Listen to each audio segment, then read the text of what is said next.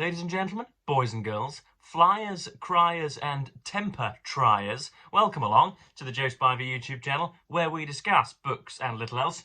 And if I'm a little, not subdued perhaps, but if I'm coming through a little crackly this morning, folks, that's because Mother has the dreaded lurgy, and you know, of course, it would be a Cromwellian household if I were not to come into even the mildest of contact with my mother in this small apartment. And so I'm sure that lurgy has been communicated over to me at some point and is in its early infancy, but will soon will soon have the reins over me in a few days' time. So I'm sounding a bit like that, aren't I? When you can't really get your word out, could have all just not in your nerd. So that's that. There are some slight communication issues. Obviously, before we get into the meat of today's video, I have a few things to share with you. First of all, I have to acknowledge that the wealthiest and chiefest of contributors to Donald Trump's election campaign, Elon Musk, performed a Nazi Sieg Heil on stage just the other day, despite what very many corrupted media organisations will try and tell you. That's exactly what he did. And the strangest response, obviously you've had the left-wing media, the right-wing media, and many others besides, but the strangest response came from the aforementioned mother of Joseph Edward. I showed her the Nazi salute. I said, "Oh, look, Mum, that's Elon Musk, who has his own office in the White House now, and is the most powerful person who has not gone to the trouble of being elected in this world." And I showed her the salute, and she said, "Oh, who does he think he is?" As if maturity somehow confers the ability towards the tendency towards Nazism. As if you know, as soon as he'd been in government for a fortnight, it was jolly good for him to salute. But the fact that he'd done it after 2 or 3 days was off limits for my mother. But anyway, I have been going through passport regulations over the last few days as well. So I've not been abroad for a good while, shall we say. I think it was to Trump's America the last time I went. I went to New York in December of 2019. I may have been to Spain since then, can't remember. Not a lover of travel, but the passport is needed, I'm sure you'll agree. And I'll get a nice blue Brexit one when it indeed comes through the door. But it's a strange thing, the form. It is the form that, the passport form is the one that forges together all the other forms and in the darkness binds them, or whatever the Tolkien phrase is. And it asks you the most basic of information, and yet because it's so important, you come to question the most self-evident truths of yourself. Right, your surname, your first name, and your middle names. Right, Spivey. Right, how does the word Spivey begin? Does it begin with S or does it begin with C? Does it begin with T? Your date of birth. Right, January 2002. Right, was it the 29th? How do you spell January? Does it begin with a G? Your nationality. Right, I'm English. No. Am I Bulgarian? Am I Fijian? Am I from Nova Scotia? All the most basic things which have been in your hippocampus for 20 plus years are suddenly a sort of scary mystery to you.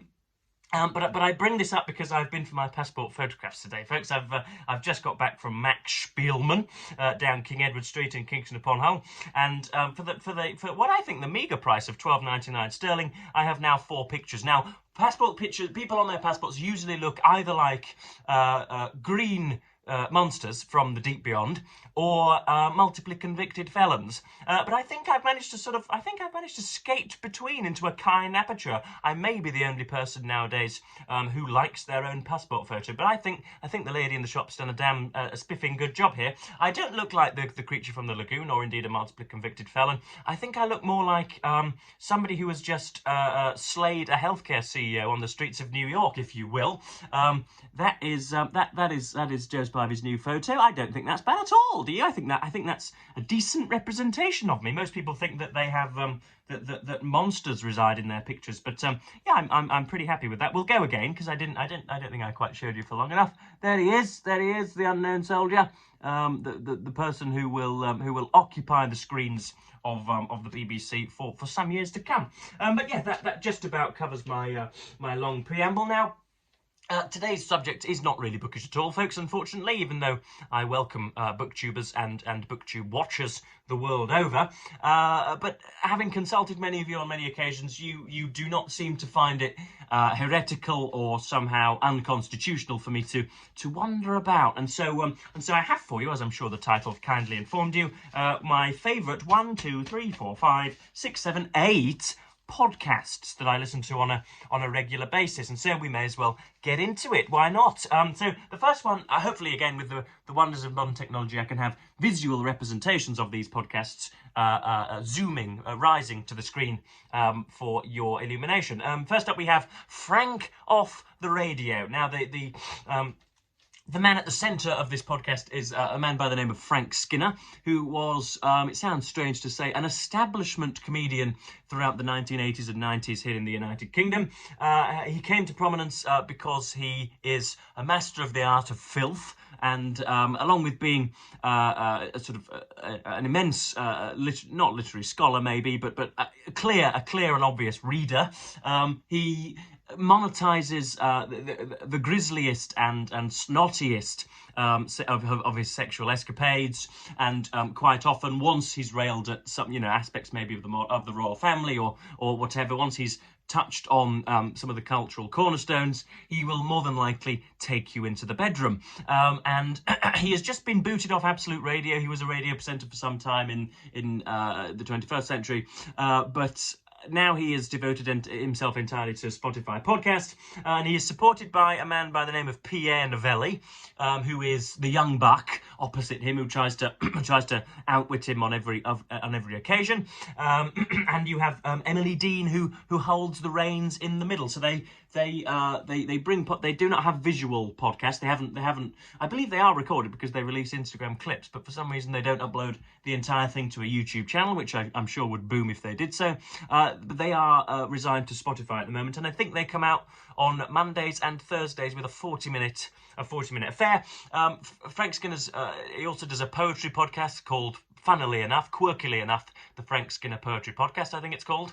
And unfortunately, I've never got into it because he, apart from a few notable exceptions, I think he's looked at Pope and Byron before, and a bit of Wordsworth maybe, but apart from that, he justifies charlatanry. He quite often has a beat poet or a fool from next door or somebody from Cambodia who has decided not to rhyme their poetry and tells everybody that it's good and worth your while, when in fact it is not. So so that's Frank Off the Radio. He really does have me in stitches. It's that pre-internet intelligence, which I hope I would like to I also demonstrate on occasion. Somebody who is quite well read and culturally conversant and cognizant, and is able to riff and create laughs, I suppose. The next one is a podcast which was introduced to me by Hannah over at Hannah's Books. Hello, if you're watching. This is a podcast called The Martin Chronicles, I think it's called. And this is a bunch of high-ranking, quite medium to high-ranking officials in the American media space. So there's an editors of the London Review of Books, editors of Vogue maybe, or contributors to the New York Review of Books and the Atlantic. American columnists really is the word I'm looking for, and indeed, of course, readers and writers who, like myself, were drawn to the works of Martin Amis, and they have gone through nearly everything, I think. And if ever you want to be introduced to the world of Amis without actually opening one of his front covers, then that's a decent avenue into it. Of course, they make the mistake of offering panegyrics on what are, I think, quite fruitless works. They zone in on the stylistic extravagance of Martin Amis and the textual magnificence of him, the way that he could spin a sentence, but fail to say that most of his books do absolutely nothing on a higher, wider narrative level. He's never changed a character, never uprooted a character, never shown characteristic evolution, and yet they don't do that. They don't cover that on that podcast. They rather sort of, what's the word I'm looking for? They boost him to an undue extent, but they fangirl and fanboy, which I don't like to an unruly extent. But anyway, so that's the Martin Chronicles. Next up we have, and this one really is going to shiver your timbers. This is Voice Notes with Jordan Theresa. Now, this will be, as I say, a huge shock to the sternum.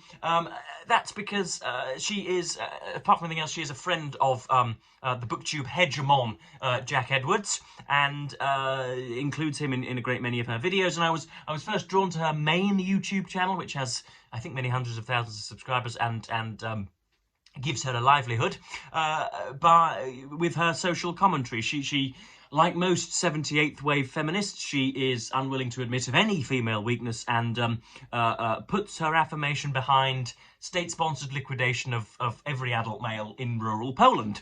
But apart from that, she's a pretty good commentator, and yeah, she's done a lot on misogyny, a lot on bimbofication, and she is, apart from anything else, my portal into the zeitgeist, because I am not on short-form content. I do not scroll on TikTok. I watch traditional legacy media. I am, a man sort of ahead of my time or before my time. I wouldn't really know how to describe it. I am an octogenarian in a kind of Anglo-Peruvian porn star's body, and so I don't often get some of the the fixities of Generation Z and Z rather of Zoomers, and so she often gives me that, and she allows me to keep tabs on modern feminism as well. So her her main videos are very good. Her voice notes aren't as frequent as I think even her biggest fans would like. But yeah.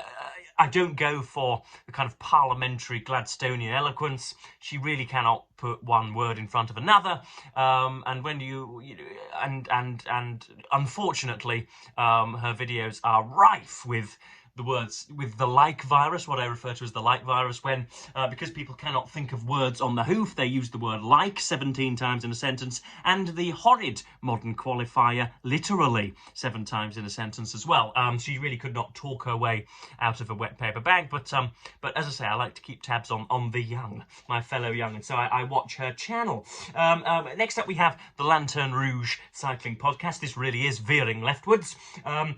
This is a podcast between two, what I'm going to call borderline autists by the name of Patrick and Benji. Again, here they come.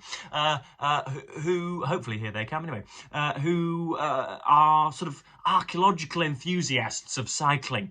If you are not a fan of professional road racing, if you don't watch the Tour de France or the Vuelta a España or the Giro d'Italia in May, if you're not a cycling fanatic like myself, then it would be like handing a book on Western civilization to a Tibetan rice farmer. You really will get absolutely nowhere with it. And I myself sometimes find the podcast a little bit gnomic and a little bit too specific and a little bit nerdy, but even for my own liking. But there we are. They are absolutely excellent. And during a grand tour, when riders undergo 100 miles per day for pretty much anyway, unstinted for 21 days, and race up Alps and down Pyrenees and through Dolomites and all around the globe, they do day-by-day analysis, so you really do feel as if you're watching the race mature through their expert eyes. You get their predictions, but they're also rather funny. Again, they are not God's gift to oratory, but they can hold their own in the verbal space, and so I really do like them. It's a kind of unashamed geekiness, which I actually quite like. Next up, we have something which I don't think is an official podcast, but can be listened to as such. That's Melvin Bragg's here it comes, Melvin Bragg's In Our Time, and he wraps his dulcet tones around absolutely all sorts. I think this goes out live on BBC Radio 4 at 7 or 8 p.m. on a weekday, on a dull weekday, and they range from subjects from Periclean Athens to Franklin D. Roosevelt to Childe Harold's pilgrimage to not quite Britney Spears, but maybe some William S. Burroughs, the new school of modern culture, and he has, to assist him, he has some elbow-patched academics and some panting specialists and experts onto the show, and I really, really like it. If ever, this was mainly done at university, not done so much now, if ever I was reading a book as part of the module or the course, and Bragg and his buddies had his bibliophilic buddies had happened to to produce a podcast on it, maybe the week prior or whatever, I would always listen to it. And yeah, about 45 minutes long, and again available on all decent podcast platforms. So that's just about it for In Our Time. The next up we are going to get, I'm afraid, overtly political over the next 10 or 50 10 minutes or so. We have The Rest is Politics, which has cornered the UK market to an unbelievable extent. This is hosted by Alistair Campbell, who is a former communications Svengali for Tony Blair and the New Labour government, and Rory Stewart, who is a former sitting capital C Conservative in, I believe, with the constituency in Northumberland, and they somehow match. Well, I say somehow as if they are destined to feud, but of course their politics are closer together than they are far apart. They have more things in common than things which disunite them or divide them. They are uber unashamed centrists as well, and they appeal to the saccharine and the sanguine and the safe. All of us who think that both that revolutionary, violent communism is not the way to go, but neither is demagogic fascism. For those of us who find ourselves, which I think is about 98% of human beings living, for most of us who find ourselves in that yawning divide, in that yawning aperture, then they're pretty good for that. Of course, they never get everything perfectly, and the right wing took great pleasure in ridiculing their difficulties in predicting the outcome of the American election, but they have a separate podcast called Leading, where they interview the great statesmen of past and present. So Clinton's been on there, Bill Gates has been on there, Angela Merkel's been on there. Sajid Javid's been on there. Not Thatcher. That would be extraordinary if they had managed to exhume the Iron Lady. No, Theresa May has been on there. What a Freudian slip that was. Theresa May has been on. John Major has been on, and many others. And yeah, as I say, much as the right wing would like to have you persuade you that they are, bombastic fools, they are, I think, actually pretty good. Next up, we have something similar. We have The News Agents, featuring Lewis Goodall, Emily Maitlis, and John Sopel.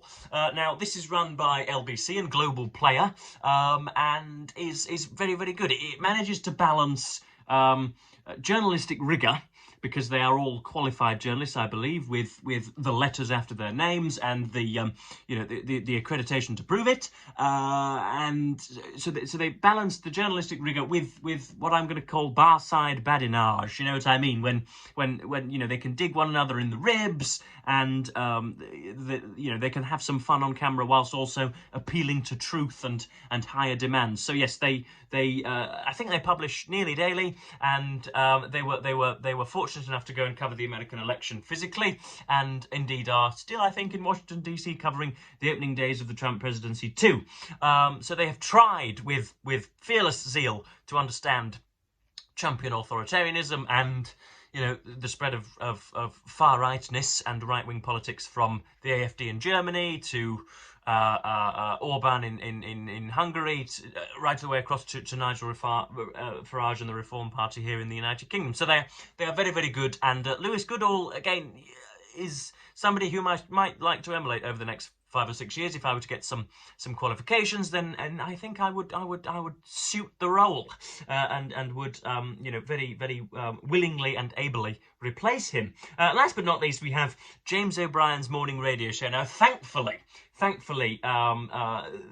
the people who operate behind James O'Brien's LBC show and his sort of Stakhanovite monologues, that's a word I learned yesterday, and I'm going to use it again. For those of you playing Joe Spivey Verbal Bingo, is it Stakhanovite? Stakhanovite? I want to say Stakhanovite. Stakhanovite is worth 7 or 8 points this afternoon. It means it's referring to Stakhanovs, who were, I think, mid-20th century Soviet industrial workers renowned for their industry and ability to shift products out, and their hard-working nature.